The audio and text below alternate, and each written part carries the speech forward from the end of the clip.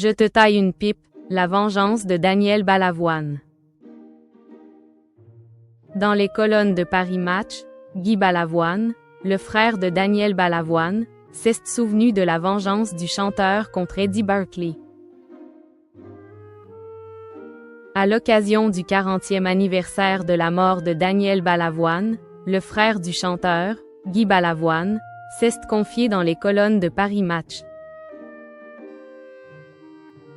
Au cours de son entretien avec nos confrères, ce dernier s'est notamment souvenu d'une anecdote concernant l'artiste décédé en 1986. Selon lui, l'interprète de tous les cris les SOS s'était permis une petite vengeance contre Eddie Barclay après son succès. Je suis parti à Paris en 1967 pour commencer à travailler, il m'a rejoint en 1972, et c'est à ce moment-là que nous avons décidé de devenir choristes. On avait la même tessiture de voix, 3 octaves et demi chacun. Rapidement, nous avons participé à des séances d'enregistrement où l'on faisait à la fois les voix de garçons et les voix de filles. C'est comme cela que Claude Michel Schoenberg nous a engagés dans son spectacle sur la Révolution française, c'est d'abord remémorer le frère de Daniel Balavoine. Et de poursuivre. Cet idiot d'Eddie Barclay ne croyait pas en nous. Celui qui a vraiment mis le pied à l'étrier à Daniel est Patrick Juvet. Il nous avait engagés pour faire les chœurs de son concert à l'Olympia, mais je n'avais pas pu me libérer.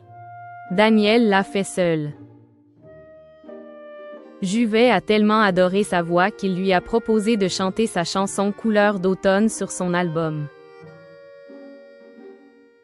On est en 1974 et Barclay finit par proposer un contrat à Daniel, qui répond « Ok, mais c'est pour 3 albums, avec mes chansons, mes musiciens et des royalties plus élevés que les autres. » Barclay accepte.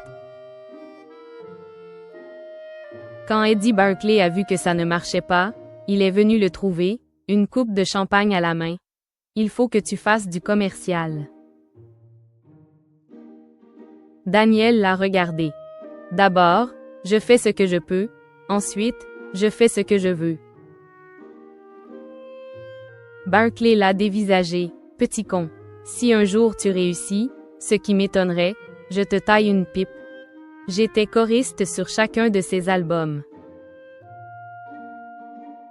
Pour le chanteur, on avait presque fini le disque en studio, on avait une musique pour une dernière chanson, mais pas de texte, a ensuite ajouté Guy Balavoine. Le soir, on va dîner dans un petit resto sans Daniel. Quand on l'a retrouvé au studio, il avait écrit le texte. Il ne faut pas non plus oublier Starmania. Michel Berger l'avait appelé en 1977, lui disant qu'il adorait sa voix et qu'il préparait une comédie musicale. Daniel n'en revenait pas, mais il connaissait les promesses en l'air. Berger l'a rappelé et lui a proposé d'intégrer la troupe. En 2 ans, tout a vraiment changé pour lui, a précisé le frère de Daniel Balavoine.